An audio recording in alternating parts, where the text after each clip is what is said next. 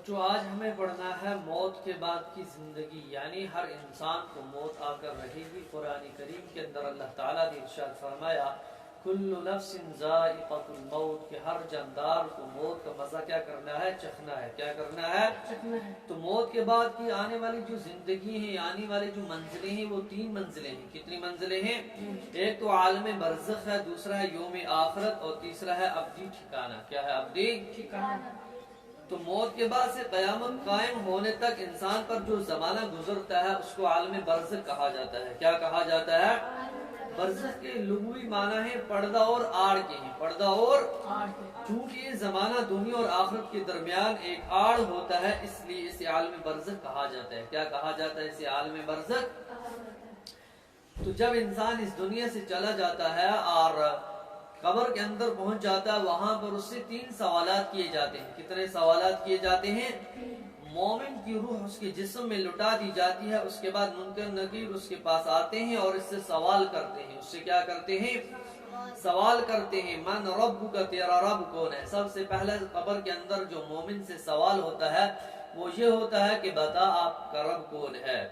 پھر اس سے پوچھتے ہیں کہ ما دینک، تیرا دین کیا ہے؟ تیرا دین، وہ جواب دیتا ہے میرا دین اسلام ہے۔ یعنی جو مومن ہوگا وہ اس کے بارے میں کیا کرے گا؟ جواب۔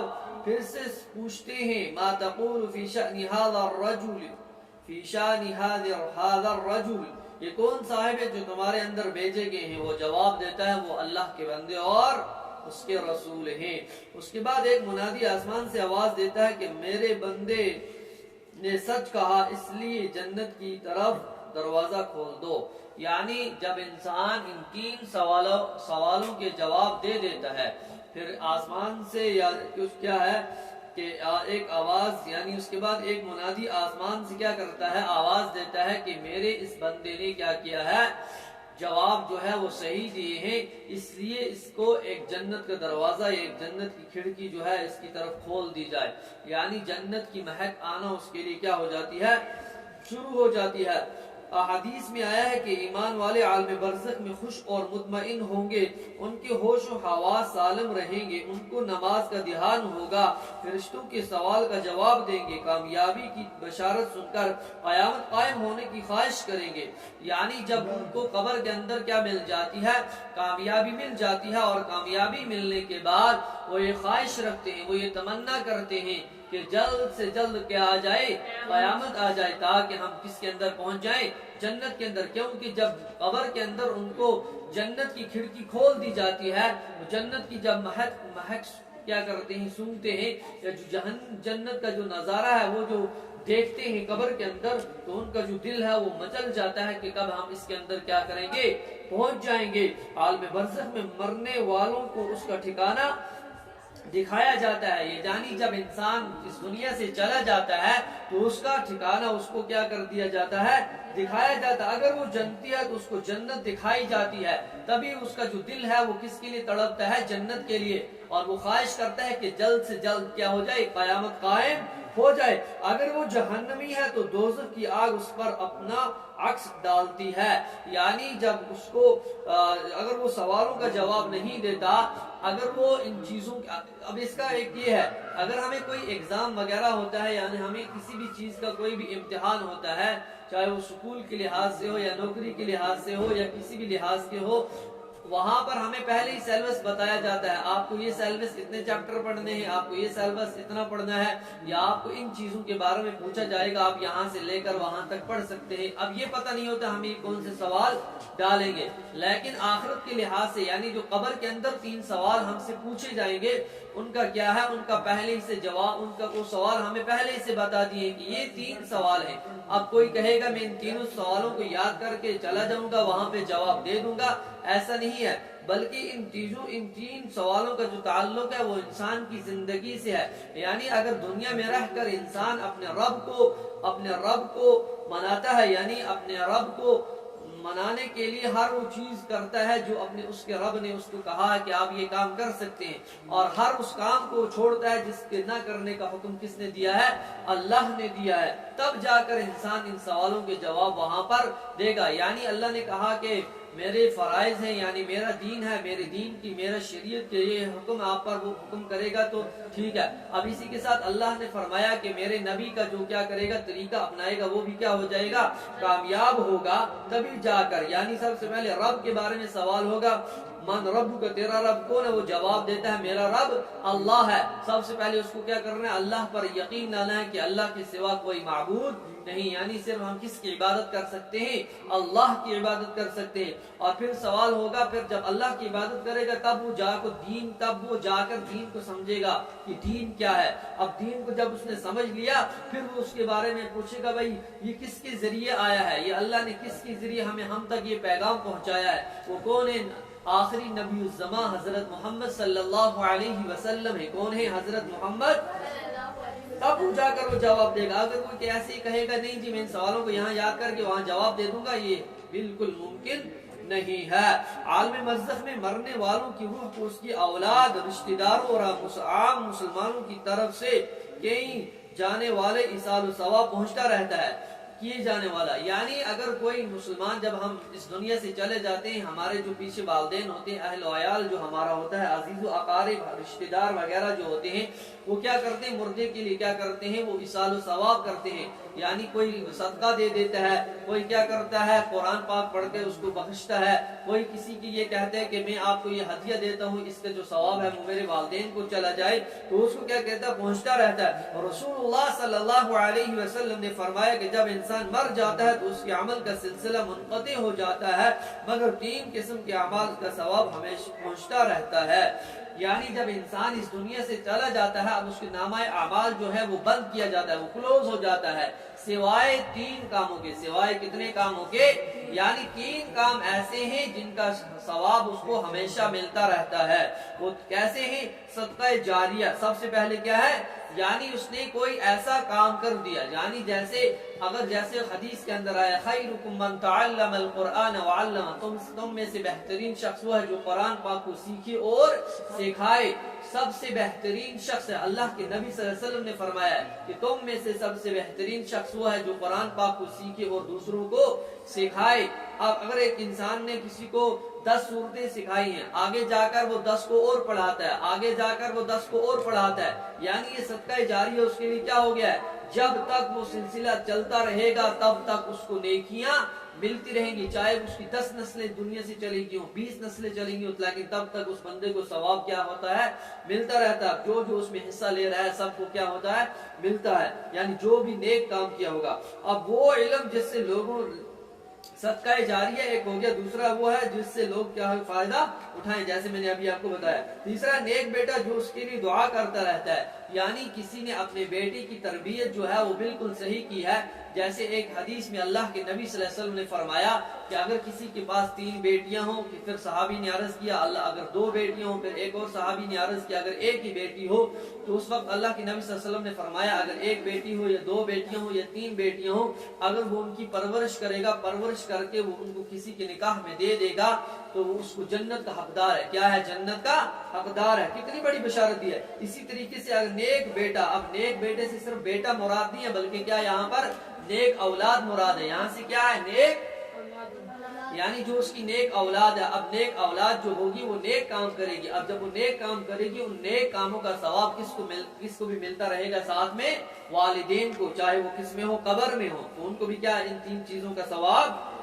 اب مرنے والوں کا تذکرہ کرتے ہوئے اس کی خوبیاں بیان کرنا چاہیے اور اس پر کس قسم کی نکتہ چینی نہیں کرنی چاہیے۔ رسول صلی اللہ علیہ وسلم نے فرمایا اذکروا محاسن موتاکم وکفوا عن مساویہم، اپنے مردوں کی خوبیوں کا ذکر کرو اور ان کی برائیاں بیان کرنے سے رک جاؤ۔ یعنی اللہ کے نبی صلی اللہ علیہ وسلم نے فرمایا اگر آپ کا کوئی اس دنیا سے چلا گیا ہے، اگر اس کے اندر کوئی برائی تھی، اب اس برائی کو آپ بیان مت کیجئے بلکہ اس کی خوبیوں یعنی اس کی جو اچھائی ہیں ان کو کیا کیجئے، آپ بیان کیجئے۔ تو آپ نے سن لیا کہ جو یہ 3 سوال ہیں، اور یہ ہے کہ اس کی جیسے اگر وہ جہنمی ہے تو جہنم اس کو کیا کر دیا جاتا ہے، اس کے قبر میں آگ جلا دی، یعنی اس پر آگ کیا عکس اپنا ڈال دیتی ہے، یعنی اس کو آگ اپنی لپیٹ میں لے لیتی ہے۔ تو رسول صلی اللہ علیہ وسلم نے قبرستان جانے کی تاکید فرمائی کیونکہ قبروں کی زیارت موت کی یاد دلاتی ہے. یعنی جب ہم قبر سے گزرتے ہیں ہم کہتے ہیں یہ قبرستان ہے، اس کے اندر مردے کیا ہیں. اب اس کو ایک سوچ آتی ہے کہ اگر یہ یہاں پر آج دفن ہے تو کل مجھے بھی کس کے اندر ہونا ہے؟ قبر کے اندر ہونا ہے. قبر پر بیٹھنے اور ان کی طرف منہ کر کے نماز پڑھنے سے اللہ کے رسول صلی اللہ علیہ وسلم نے منع فرمایا. یعنی جب ہم قبرستان کے اندر جائیں وہاں پر جا کر سجدہ وغیرہ نہ کریں اور وہاں پر جا کر نماز وغیرہ یا قبروں کی طرف اپنا چہرہ کر کے یعنی اس طرف نماز بھی نہ پڑھے. عالم برزخ میں انسان نے دنیا میں جو کچھ کیا تھا اس کی جزا اور سزا کا انتظار کرتا رہتا ہے. یعنی جب انسان عالم برزخ میں پہنچ جاتا ہے اللہ کی طرف سے جو فرشتے آتے ہیں اگر وہ ان سوالوں کا جواب دے دیتا ہے کہ جنت کی دروازہ اس کی طرف کھول دیا جاتا ہے. اگر وہ ان سوالوں کا جواب نہیں دیتا تو اس کی طرف جہنم کی کھڑکی کھول دی جاتی ہے. تو وہ کیا ہے جیسے جنتی جو ہے وہ کس کی انتظار کر رہا ہے کہ جلد سے جلد کیا ہو جائے قیامت ہو جائے تاکہ میں کس میں پہنچ جاؤں جنت میں پہنچ جاؤں. اور اسی طریقے سے اگر تو دوسرا شخص ہے جس کو سوالوں کے جواب وہاں پر نہیں دیے، جس نے زندگی میں اچھے کام نہیں کیے ہوں گے، اللہ کے حکم کو مان کر زندگی نہیں گزاری ہوگی، ان پر کیا ہے جہنم کی جب جہنم کی کھڑکی کھول دی جاتی ہے یعنی جہنم کا دروازہ ان کی طرف کھول دیا جاتا ہے. اب وہ کیا رہتا ہے اس انتظار میں رہتا ہے کہ کب یہ انتظار ختم ہو جائے گا. یعنی اس کو آگے والے جو عذاب ہیں سخت آگے والے جو آنے والے عذاب ہیں وہ ان کا کیا کرتا ہے انتظار کرتا ہے. اللہ تعالیٰ کے منکرین کافر عالم برزخ میں بہت دردناک عذاب میں ڈال دیے جائیں گے. ذلت خواری اور رسوائی کی وجہ سے ان کے چہرے سیاہ ہوں گے. ان کی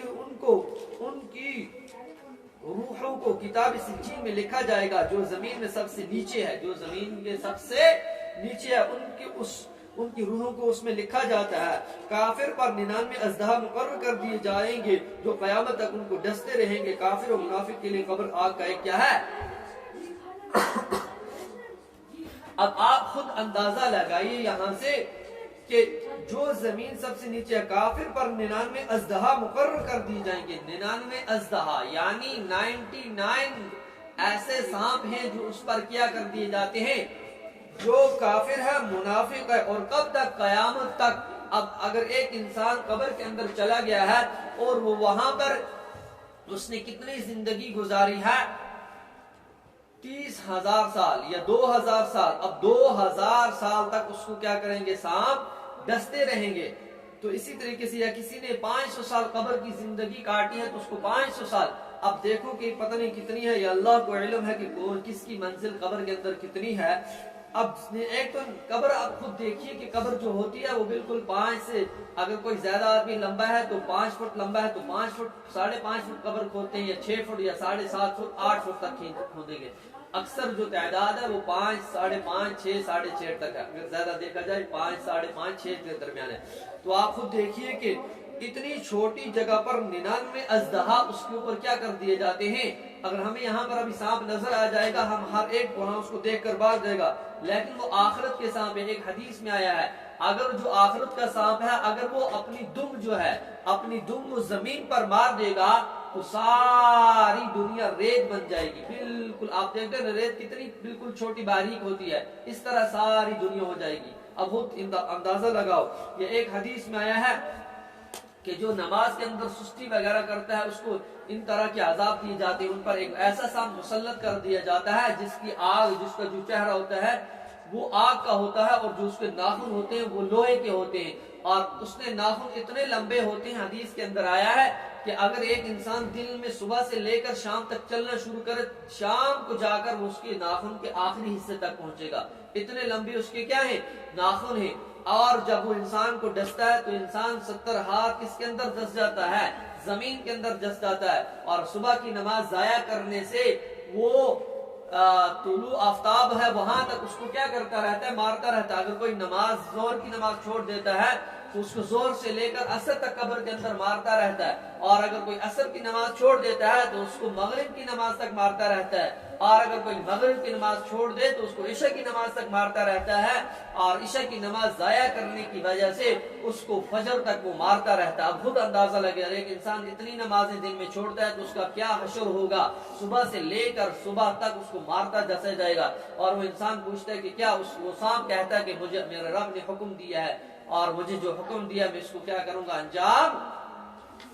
تو اس لیے ہمیں چاہیے کہ ہم اپنی زندگی کو اس طریقے سے گزاریں جس طرح ہمیں اپنے رب نے فرمایا ہے. تو آپ